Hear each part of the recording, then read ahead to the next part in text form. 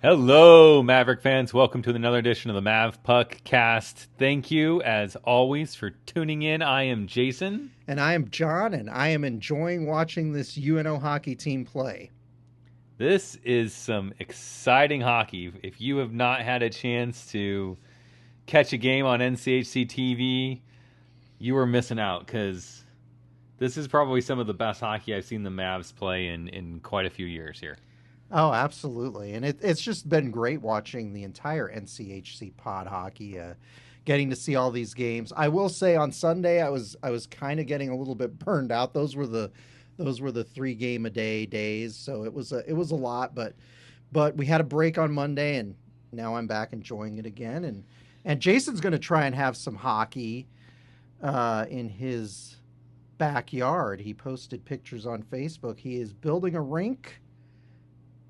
We hope you could probably call it that. we hope. Right now it's a swimming pool because it's been so warm out. So Bridget's dad, when she was young, he would make a makeshift rink in their backyard, and they would go out there and skate. So Jason's is a little bit more professional. He's got some water in there, hoping when we have this forecasted snow this weekend that things will freeze and they can get out there on that ice.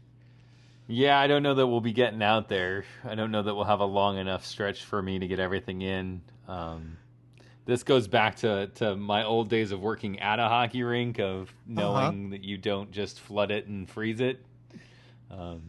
Build it up in segments, and so I've got the deep end in, and we'll let it kind of hopefully set up here in the next few days, and then if we can get down into the 30s, we'll finish the flood. So, yeah, who knows?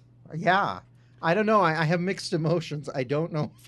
I don't know if I want it to be freezing day after day after day. I'm kind of I go walk for about an hour every day, so I have enjoyed the milder temperatures. But for your sake, if it gets cold, I'll be happy because you guys can enjoy the outdoor rink, and I will. I'll enjoy seeing pictures of that on social media. Over under first 5 minutes, I send a puck through a neighbor's window, right? Please do. They yell 4 in golf. I don't know what we're supposed to yell in hockey. Well, I don't know if you hit it into a certain minor league baseball personality here in Omaha. If you hit it into his house, I guess you could say home run, right? Grand slam. There you go. Yeah. So to the hockey game that we probably all want to talk about, Colorado College in their second game in the pod. Apparently they are clean and can play. They had a pretty big test last night.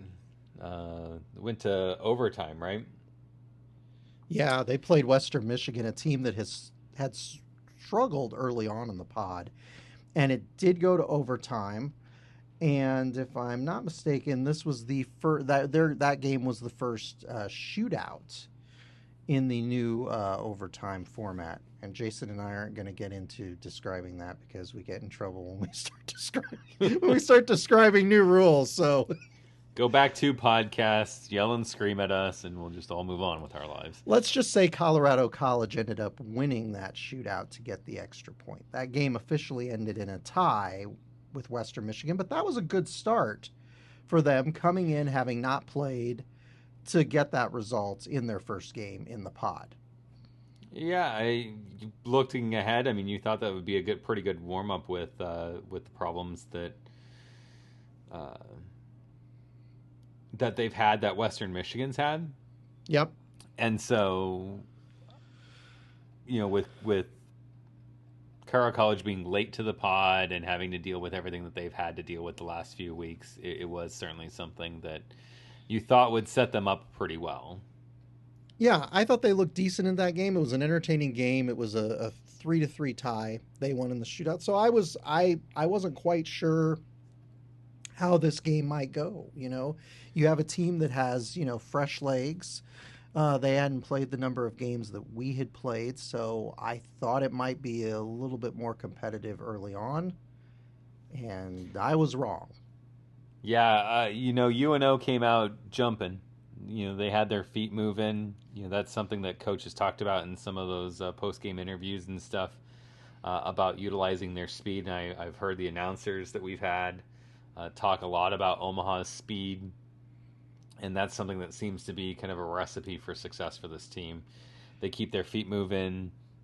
They utilize that speed, especially wide, to gain entries into the zones, and that's been productive. And in that first period, I mean, it was just, despite the penalties that we had to kill, it was all Omaha.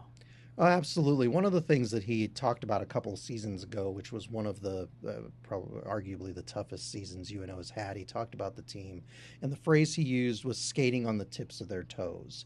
And that's something that we've seen them do throughout these first few pod games. You see them skating with a lot of speed. You see them skating with a lot of jump. And that's what they did. And penalties were an issue tonight, as we discussed before this podcast. But overall, those they're getting good scoring production, and they're getting different players producing offensively for the team. So that's exciting to see as well.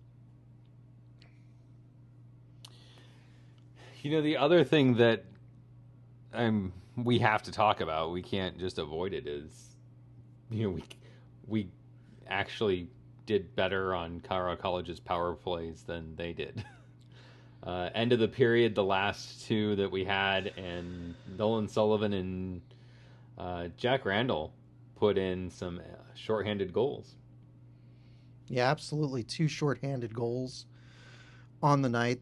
It's obviously a great night when you get 2 shorties. And yeah, early on they didn't look great on the power play, but we looked fantastic on the penalty kill. So I'll take that. 4 goals in the first period. That is a phenomenal performance.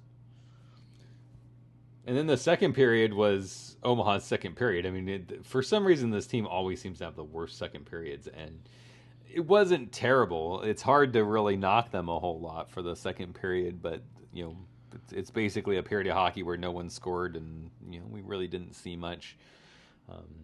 Omaha had some opportunities on the power play, and at least through the first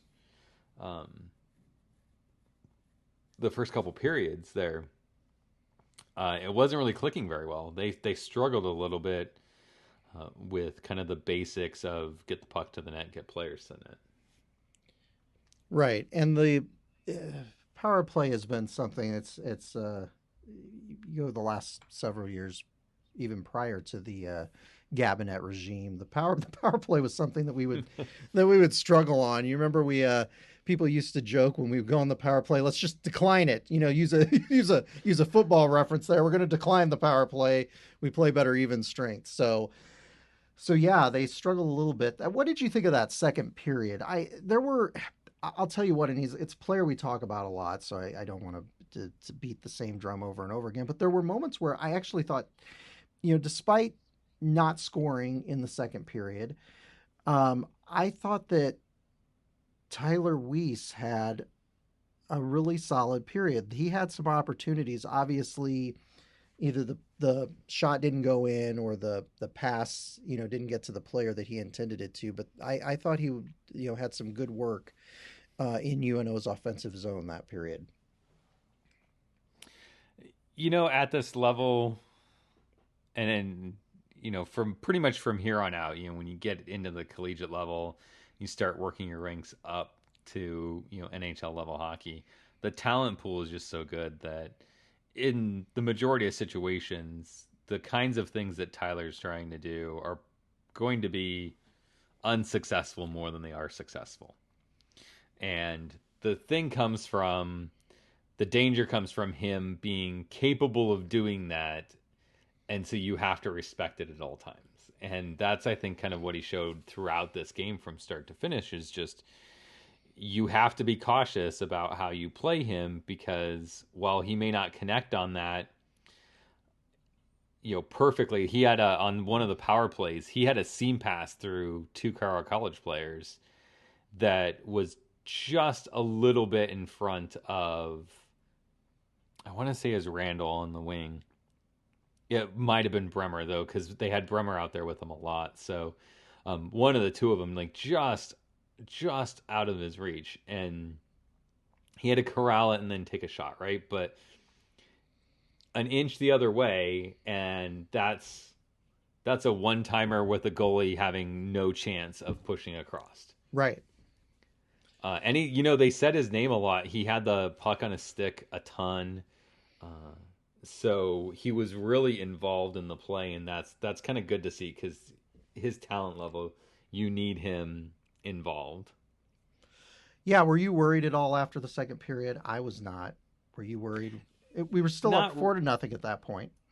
Yeah, I mean, not really, and it wasn't like we were in trouble or Colorado College dominated or anything like that. Like, you knew that after getting 4 put behind you, having your starting goaltender pulled, you knew that team was going to do one of two things. They were either going to turtle and say, we're out of it, screw it, we're done, or they were going to fight back. And they came out and said, we're here to play, we're going to fight back. And I think that's good for the league, and that's good for Colorado College, certainly.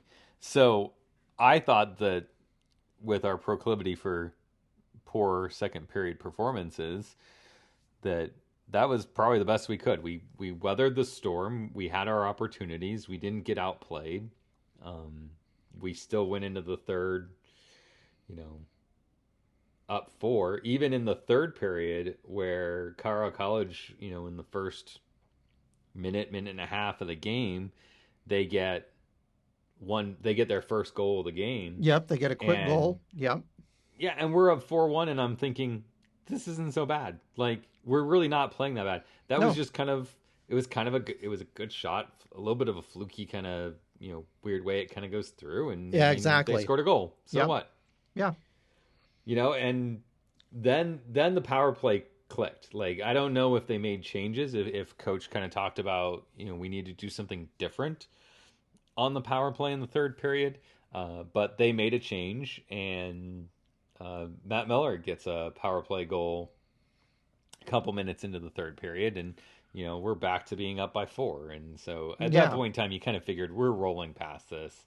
Obviously you can't, as a player, get into poor. I know in the post-game interview, coach talked about not kind of letting up at all. And, because once you start letting up, then you start having bad habits kind of creep in, and he didn't want that for the team, and the team didn't want that. So, it was nice to see them come out and say there's things that we can work on, and we're going to try to get better, and see some success from that. Yeah, absolutely. Absolutely right. And I think,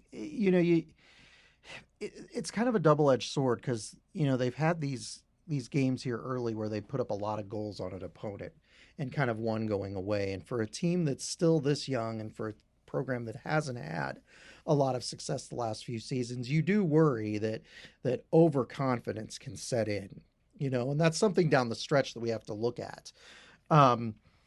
So obviously they didn't do that. They continued to play hard in the period. You mentioned Matt Miller's goal. He has turned out to be a pleasant surprise so far this season, and that was great. We were up 5-1 at that point.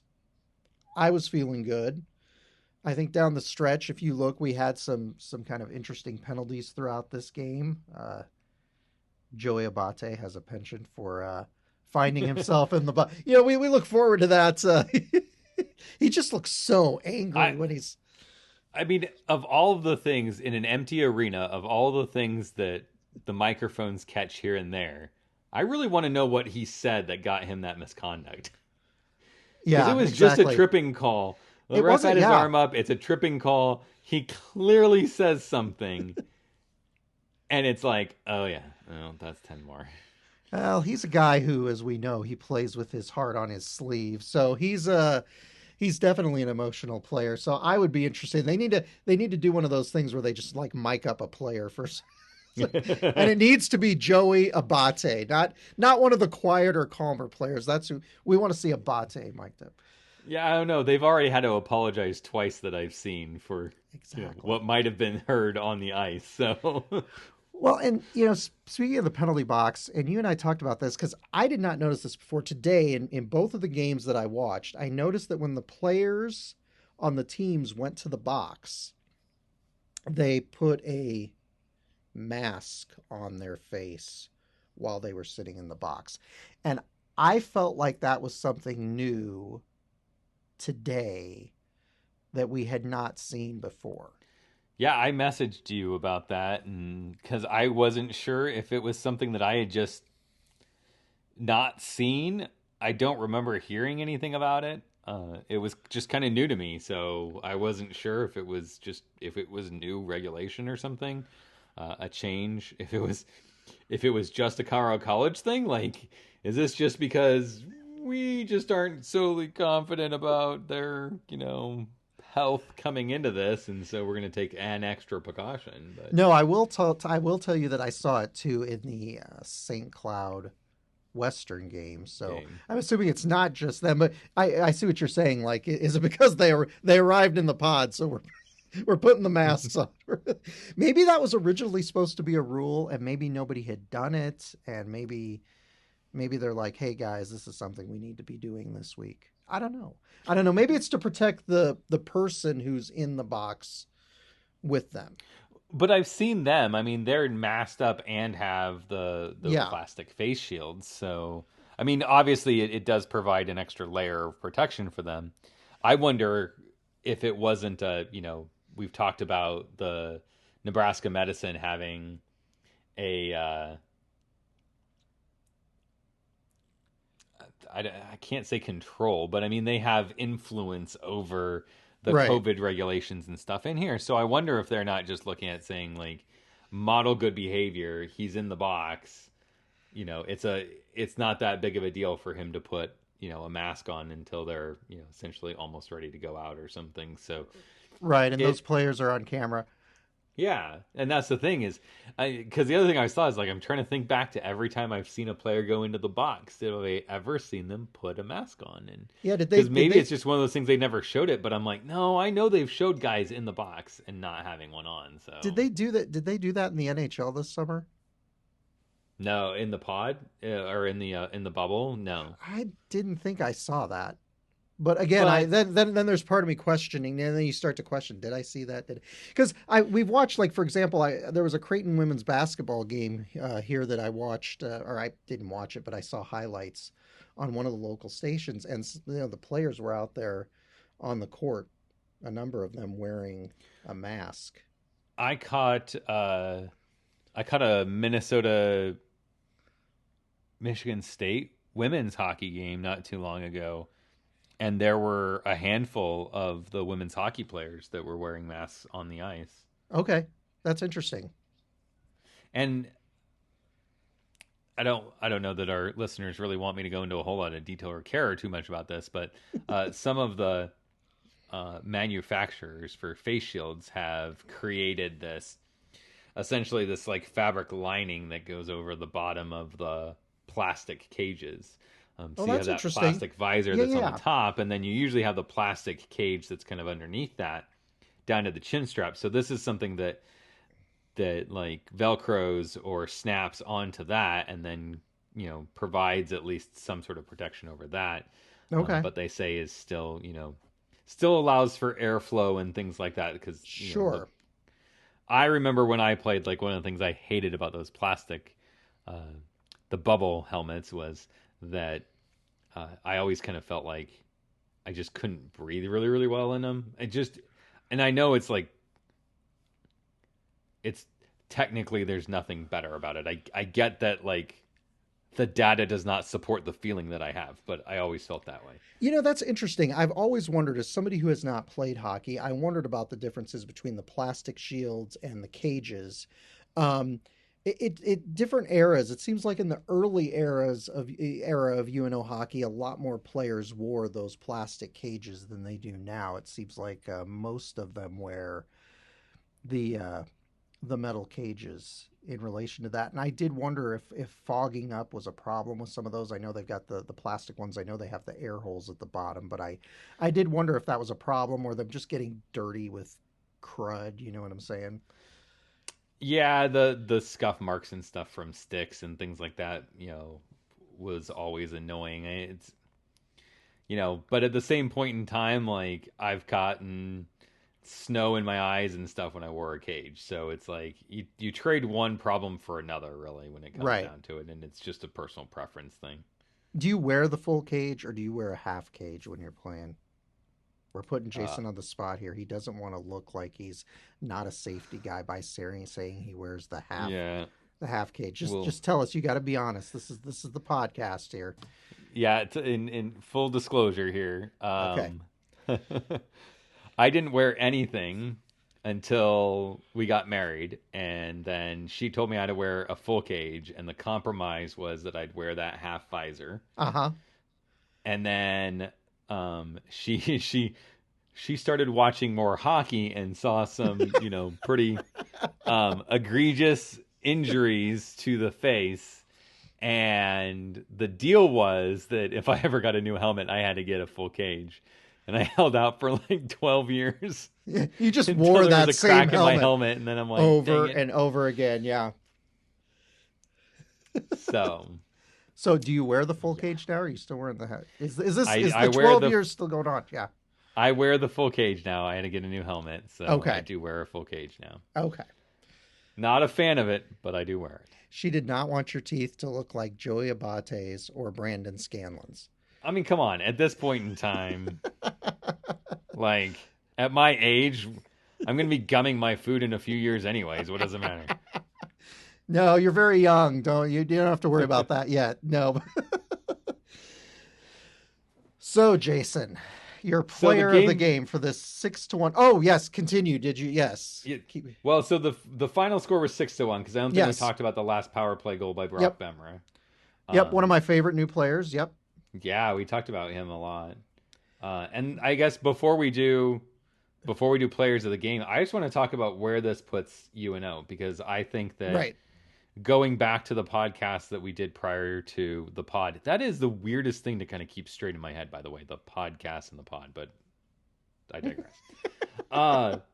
We talked about like how many wins they needed to come out to feel good, compared to last year. Like they needed to essentially come out of the pod, putting themselves in a position where they had a chance. Don't come out of this where you're so far behind the likelihood of you having home ice advantage in a playoff, or being at a good position to win a postseason game kind of thing. So right now with St. Cloud losing the afternoon game today, Duluth is the only undefeated team. Omaha and North Dakota are tied right now with 8 points. North Dakota having a game in hand, so they have another opportunity to pick up some points here. And we're only 1 point behind St. Cloud for second. So we're in the top four solidly. We've got a little bit more. We've got a 4-point, breathing room over Denver at this point in time. And more games to play. So they certainly have done what they needed to, at least through the first half of the pod. We're 5 games in. We're, halfway there. If they can win 3 more games on the way out and finish 6-4, I think that, correct me, with whatever you think, but I think 6-4 is an awesome place to be and puts them in a great position heading into the second half of the season. Yeah, I think that's a terrific place to start. I think that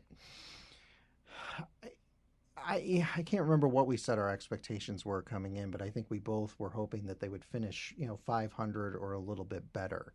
So if they could do that, I think that would be great, especially considering the competition that they're playing, the number of new players that we have on the roster. It'd be fantastic. Who knows what'll happen the next few games? You look at a team like Miami, they've started to play much better hockey as the pod has continued. Colorado College may be better. It'd just be interesting to see how some of these other teams are as the next few days wear on. So I'm kind of excited to see it. But yeah, 6-4 would be a great start. There is part of me that wonders if this kind of truncated schedule that we've had this season has been beneficial. It normally is, as everybody out there knows who follows college hockey, normally things start in October and go through kind of early November with your non-conference games, and then you start to get into your conference play. And UNO's had struggles in recent seasons where they kind of get behind the eight ball early on in the season. By the time they're ready to start conference play, I think sometimes the team kind of feels like they're out of it. They're sub 500 and everything else. And I wonder if this compressed schedule, knowing that they're, only going to play 26, regular season games this season, has kind of created a sense of urgency in the team. I certainly hope it does, because because so far they've looked really, really good. Yeah, and they'll have a challenge coming up. There's news just posted tonight that Conley sustained an injury. Okay. Sounds like a pretty deep cut, and so we'll see. I mean, that's not the kind of injury that's necessarily going to keep him out for a long period of time. But like you mentioned, in this format, in the pod format, where you've got a few games in a few days, a 4-day rehab could be, most of the rest of the pod. So right, we saw Conley leave the game with that injury, and we all wondered what happened. And the other thing I was going to bring up are some of the players, some of the kind of stalwarts that we saw the last couple seasons that we haven't seen so far this season. You look at John Schultz, Travis Kotenbutel. Those are guys that we haven't seen hide nor hair of as this season has started. And then, Travis Waugh is another one of those guys. And then a couple newcomers, Jake Harrison and Caden Bolson, we haven't seen yet. So it'll be interesting to see if we see any of those guys as the pod continues. Obviously, we've talked about the team and how they've looked and the kind of chemistry that they seem to have. So I'm not sure that the coaching staff wants to mess around with that too much. They tweaked the lines just a little bit tonight, but coaching staff doesn't seem like they're going to make wholesale change. But it'll be interesting to see with Conley out if we have another forward dress that we haven't seen before. Coach mentioned a little bit about it as that internal competition. Yep. Not just because someone might go down and someone needs to step up, but also because you need to constantly be worried about, is there another guy there to take your spot if you're not going to produce? So this is one of those situations where if you're looking to break into the lineup, this may be your opportunity if Conley has to sit for, a game or two or something. Right, exactly. And that was one of the things when 2 seasons ago when I transcribed the weekly news conferences. One of the things that he talked about that was a source of frustration for the coaching staff was that there wasn't enough depth on the roster where players were really challenged week to week. Right. And so their positions weren't in jeopardy, and it didn't create the best environment for players to improve. So it's kind of nice to see that it looks like they've got some of that going on the roster season. I think players getting pushed will pay dividends. So let's talk player of the game now. Yes. You want to go first? You want me to go first? I'll go first. Well, I'm going to pick Brock Bremer, who we mentioned toward the end of this discussion about the game tonight against Colorado College. He got a goal tonight. That was his second goal of the season. Again, a player that you and I were both very excited about. As we mentioned ad nauseum, we got to see him play one of his games. I think you got to actually see 2 of his junior games, because I think you were at the Lancer games the next night when they played Muskegon too. So he's a player who's really turned out to be kind of a spark plug on this roster, and I like the way he looks so far. A quick guy who seems to be in the right place at the right time, and so I'm going to go with Brock Bremer. Exciting player on the roster. Go with another newcomer tonight as my player of the game. Well, he was going to be my pick too, so that's a vote of confidence there. Sorry, dude. That's why I picked first. I'm like, Jason's going to pick Bremer, and then I have to quick scramble to pick one of the other great performers tonight. So, yeah, that's kind of one of those. Who do you pick? I had 3 on my list just in case you stole my number 1 like you just did. Sorry about that, dude. I'm going to say Jack Randall. he gets a shorthanded goal. He had at least a handful of like golden opportunities. He really did. He seems to be playing really well.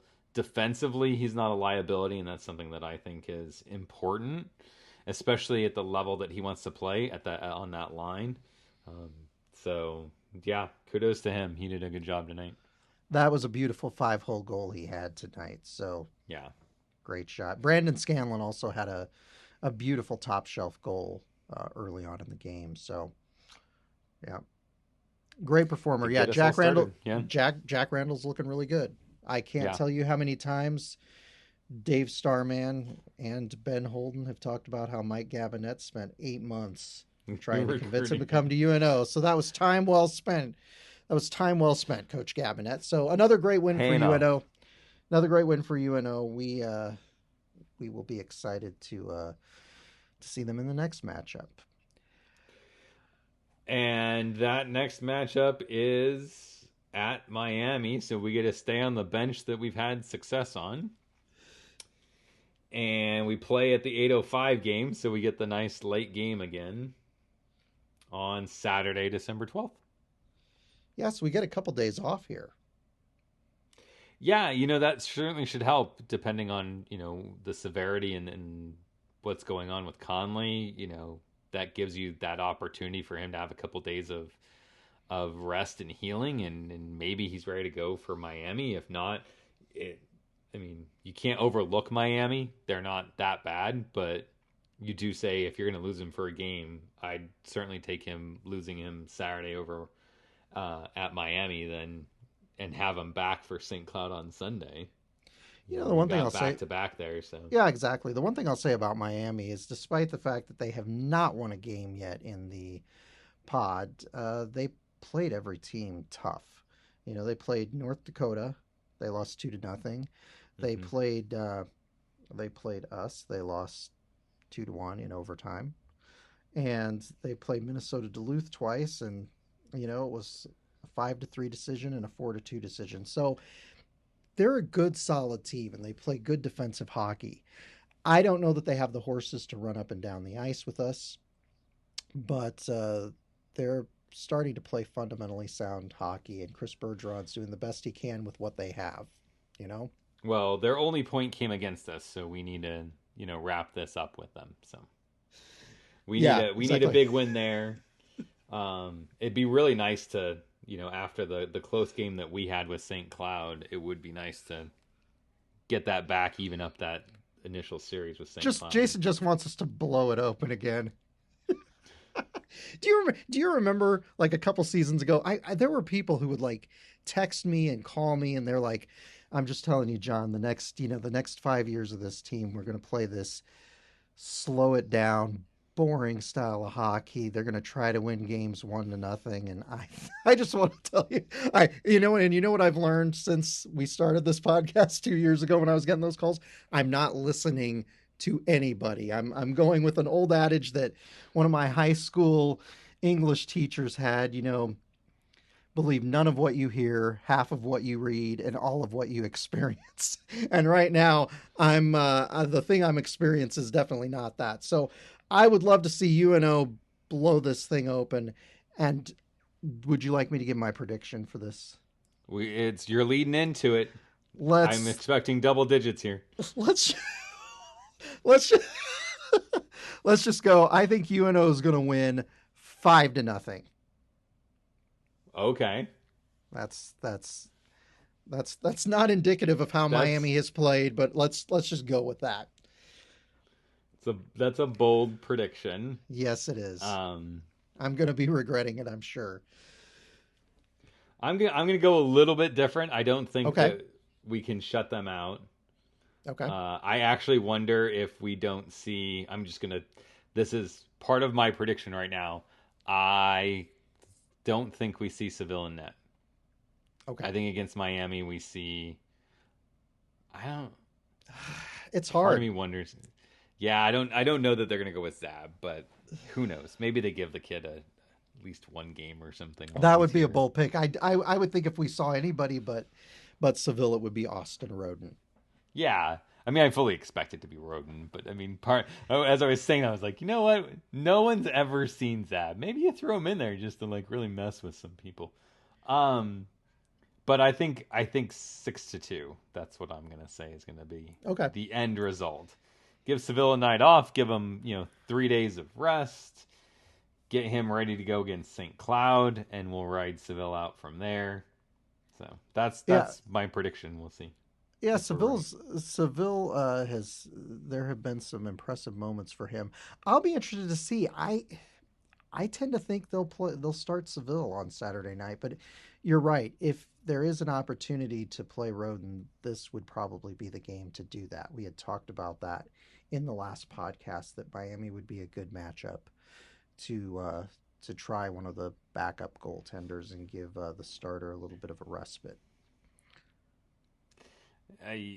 Yeah, and you got to look at it with Sunday being the your possibility to jump a position at that point in time, because you're depending on what North Dakota does in the next 2 days, you very well could be looking at that as a game for second place, and you've got to have your number one goaltender in net for St. Cloud then. So if you're going to give them a break at all, that's my guess is it's probably the time to give them a break. Yeah. I mean, I just tell you, Jason, it is amazing. In 5 games, we've scored 24 goals. Okay. That's for the statisticians out there, whoever's keeping track on it, because I'm not, and I don't have it in front of me, but it's just the question popped into my head. What's the fastest number of games UNO's gotten to 20 goals or 24 goals or something? And yeah, we'll have to go season by season and look. I don't know. I have no idea. That I do not have memorized. I mean, that's a pretty impressive thing to be that far ahead in goals that short into a season. So that's right. Okay, so yeah, we'll. Well, my watch decided to start talking to us. I put that on. I put that on Do Not Disturb, but apparently Siri has a mind of her own, so apparently I had not put it on. I heard her. She said we were right. I just want to point that out. Something about as right can be. So, yeah, the digital assistant knows. The digital assistant knows. Okay, Jason, we have one more topic, and we promise we won't make this go on too long, or Bridget will scold us for doing a gigantic podcast. This week, and it would be Monday of this week, which was 2 days ago when we're recording this podcast, UNO put single game tickets on sale for the second half of the season, specifically the January games. They did not put the 3 games that we have in February on sale, just the 5 games that are in place to start the second half of the season, assuming that starts. And so it's a New Year's Eve and New Year's matchup against North Dakota. And then we have 3 games against Denver. 3 games against Denver at the end of the month at Baxter Arena on the 21st, the 23rd, and 24th of January. Now, season ticket holders were allowed to buy tickets. They had a very limited number of tickets, and you could use the money that you had paid for your season tickets, since they didn't do traditional season tickets this year, to buy tickets. Bridget and I bought all 5 games. I believe you guys did not, and I know a number of people who did not get games for those January games. We debated it, but we decided ultimately that A, it probably wasn't the best choice, and B, part of me says they're hoping and praying at this point that they can do that, and I don't think they're going to be able to do that. Yeah, I mean, what do you think the odds are that they're going to actually be able to have fans? It doesn't seem less than likely 1%. to me. It doesn't seem, but I had to get, as you know, I got a 486 game attendance streak, so I had to, Yeah. I had to go. Thing. As a fan, like, you got to know that you're not going to really lose that money. No. If you pay for it, if they don't have the games, you're going to roll it into future money or something like that. But right. Yeah, I mean, I've got the NCHC package. I'll be sitting at home watching like I am now. Well, there are a lot of people like you, and I've had people text me saying, "So you're going to the games?" And I feel like, and they haven't come out and said it, but I feel like they're saying, you're like, John, you just signed your death sentence. It's like it is. It's a little bit of a concern because we really haven't had sporting events with, So a did you or significant did number you of not people. get the text that says, your streak ends when you die, right? See, maybe that's the goal. Maybe that's why they're sounding so optimistic. This is our way to get rid of John and Bridget once and kill that streak once and for all. And I know that a lot of fans are kind of probably like with this pod.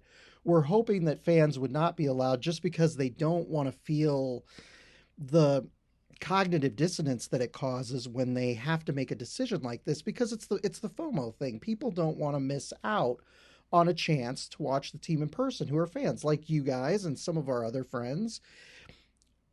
But I can understand, people who don't have 480 some game attendance streaks not wanting to go. I think that's a very prudent attitude to have. Yeah, it sucks to be in that position as a fan. I really want to be there, like you said, but ultimately it came down to, okay, is it worth the risk? I don't know that it is. Is it really going to happen? Probably not. So why bother? So, Yeah, I may be dressing as a clear but plastic bag for those games. I don't know. It'll be half interesting. protest, half COVID response. If it does happen, we will be there, and I will be sure to document it for you all so you can see what's happening, what limitations there are, what they end up doing. It'll be very interesting to see how that goes down. If it does, I have a hard time believing that it will, but the contact we've had from UNO, they seem very optimistic. And again, I don't know if it's wishful thinking or not, but we'll just have to see. I'm just fascinated to see how it happens. So we'll keep you updated on that. So everybody stay tuned as to whether there will be fans at the game in the second half or not. We will see.